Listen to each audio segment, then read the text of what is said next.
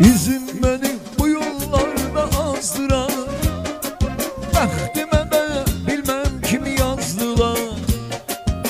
O dalovun yüreğimi kızdırar. Senden sonra yaşamaya değer mi? O dalovun yüreğimi kızdırar. Senden sonra yaşamaya değer mi? Ey senden sonra yaşamaya değer mi? Senden sonra yaşamaya değer mi?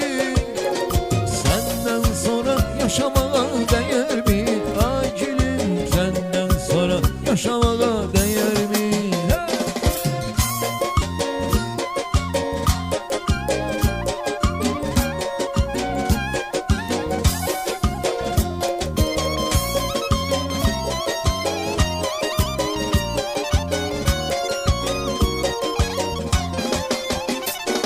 Sen güzelsen, sen hoşbəxtsən dünyada. Herkes layık olabilmir burada.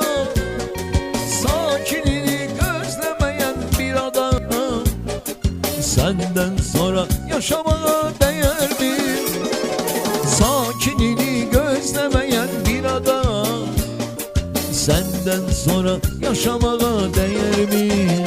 Ey değer mi? Değer mi? Senden sonra yaşamaya